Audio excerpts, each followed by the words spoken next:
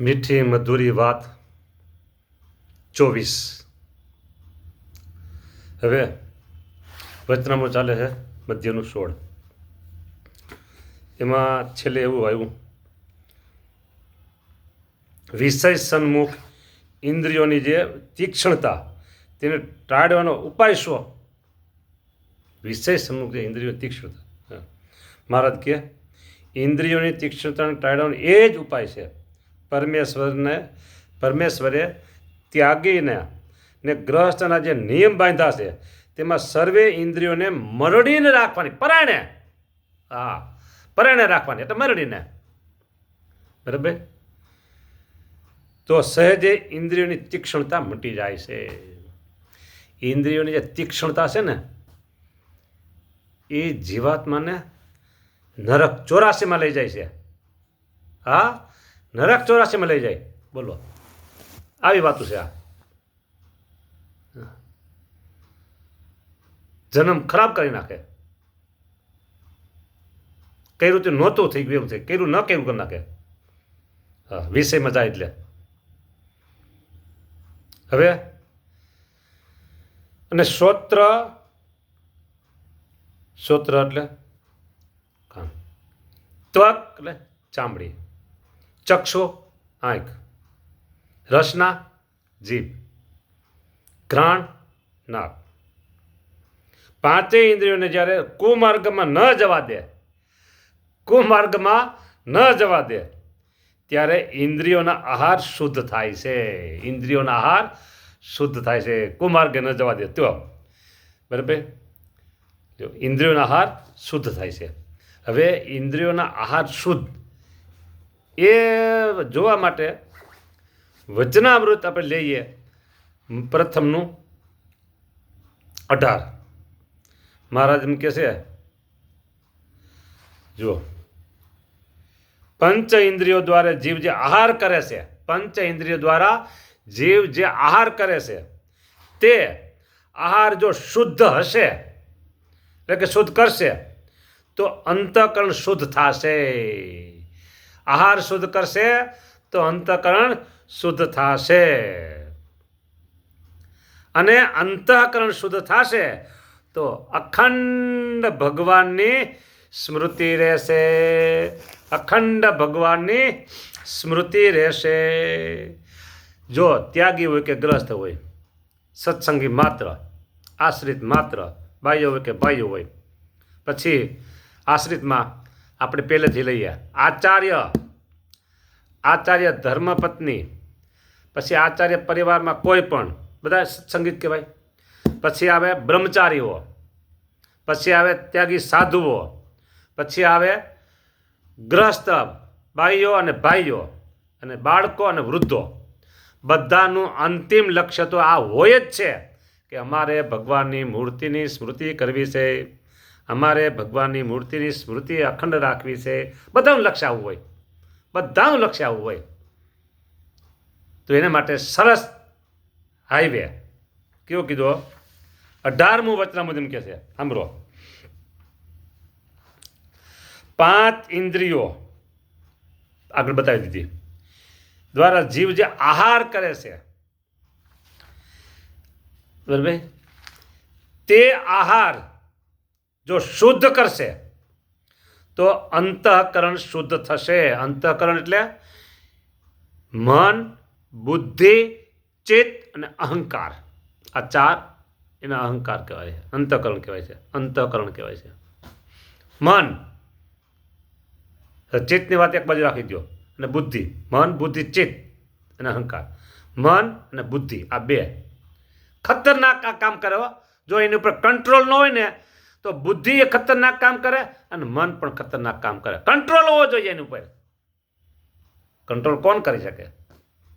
કોઈક સારા સાધુને જીવ સોંપી દો તો તમારે નિર્ભય થઈ અને રહેવાનું, અને કંટ્રોલ એ સાધુ કરે તમારું, આવું છે।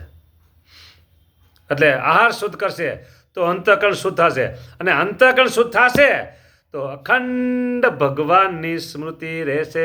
આ જજમેન્ટ આવી ગયું, આ તો બધાને જોઈશે, બોલો। બધાને જોઈશે. જો તમારી મેળે તમે અંતઃકરણ ઉપર કંટ્રોલ ન કરી શકતા હો તો તમારે કોઈક સારા સાધુને ગોતી અને એની સાથે તમારે જોઈન્ટ થવું પડે. અને સ્વઈચ્છાએ જો તમે મન અને બુદ્ધિ ઉપર કંટ્રોલ કરી શકતા હો તો બહેતર છે, સારામાં સારી વાત છે. હા, જો તમે કંટ્રોલ ન કરી શકતા હો તો તમારે આ મનની અને બુદ્ધિની લગામ છે ને એ સારા સાધુને છોપી દેવી પડે. એમાં પછી તમારું ધાર્યું ન ચાલે કાંઈ. હા, તમારું ધાર્યું પછી એમાં ન ચાલે કાંઈ. એ તો તમે છોપી દીધું એટલે એની જ કરવા પડે. બરાબર.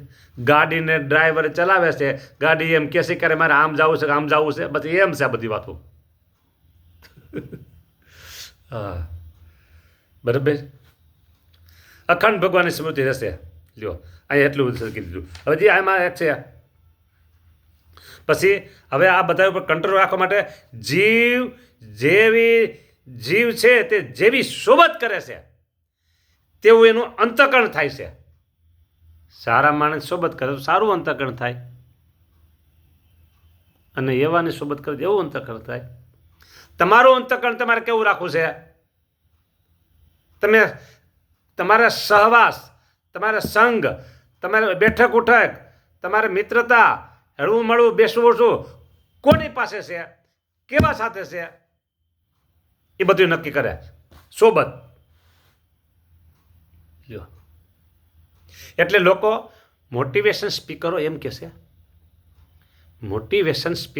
કહેશે કે તમારે તમારી ઉર્જા શક્તિ તાકાત એને જો તમારે વધારવી હોય અને જે છે એને એમને રાખવી હોય તો તમારે નેગેટિવ વાતો કરનારા હોય ત્યાંથી તમારે 17 ફૂટ દૂર રહેવાનું. નેગેટિવ એક પણ વાત તમારે કરવી નહીં અને કરતા હોય ને તમારે સાંભળવી નહીં. ઉર્જાને ખતમ કરનાર છે નેગેટિવ વાતો. એવી જ રીતે સ્વામિનારાયણ ભગવાન એમ કહે છે કે આ જીવ એટલે આપણે બધાય તે જેવી સોબત કરે છે તેવું એનું અંતઃકરણ થાય છે. તમે સોબત નેગેટિવ માઇન્ડ વાળાને કરો છો કે પોઝિટિવ માઇન્ડ વાળાની સોબત કરો છો? બોલો, એની ઉપર થાય.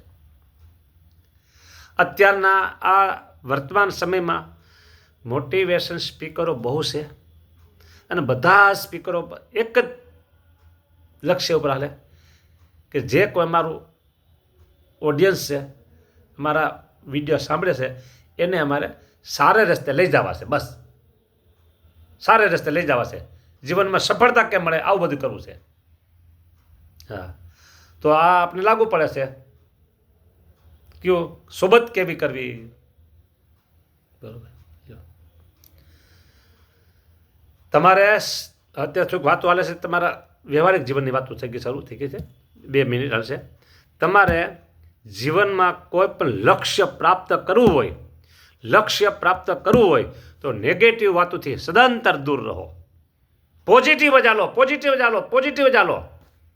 માનો કે તમારે છે ને 1 લાખ અથવા 1 કરોડનો તમારે કંઈક પ્લાન છે તો તમારે એવું વિચારવું જોઈએ કે મારી પાસે 1 લાખનો પ્લાન છે, 2 લાખ રૂપિયા છે તો એક વધશે.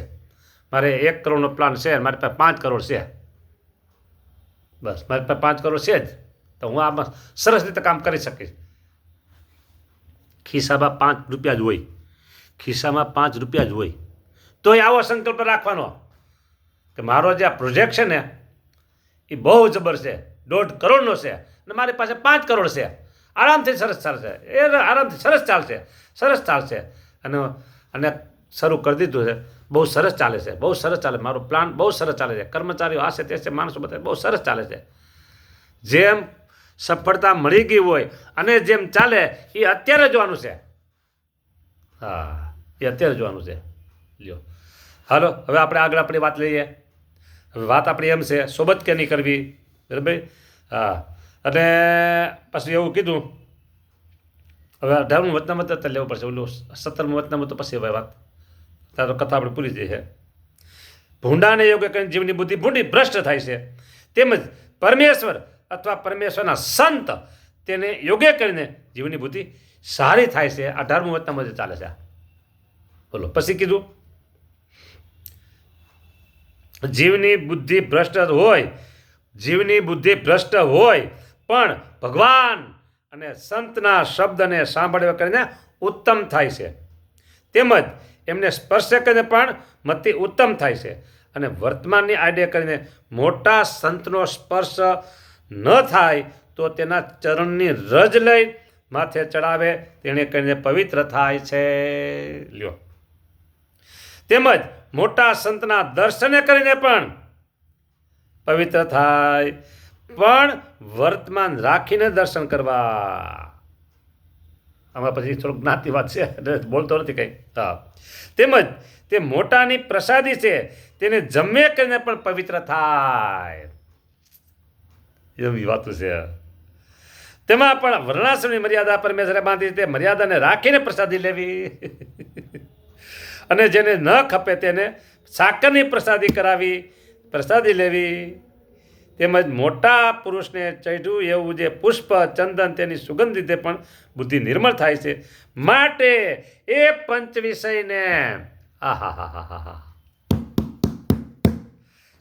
વિષયને સમજાવીના જે ભોગો છે ને સાર રસાનો વિભાગ નહીં કરે ને તે નારાયણ શંકાદિક જેવો હશે તેની પણ બુદ્ધિ ભ્રષ્ટ થઈ જશે. તો દેહાભિમાની સ્વાય શું કરવું? માટે ઇન્દ્રિયો દ્વારા જે આહાર કરે છે તે આહાર જો શુદ્ધ કરશે તો અંતઃકરણ શુદ્ધ થશે, અને અંતઃકરણ શુદ્ધ થશે તો અખંડ ભગવાનની સ્મૃતિ રહેશે. અને જો અખંડ અને આ જીવ જે સોબત કરે છે તેવું અંતઃકરણ થાય છે. માટે આપમાં કીધું છે એ પ્રમાણે કરીએ તો આપણે સહી સલામત ભગવાનના અક્ષરધામને પામીને આપણે મૂર્તિના સુખ ભોગતા થઈએ રે, મૂર્તિના સુખ ભોગતા થઈએ. સ્વામિનારાયણ ભગવાનની જય જય જય.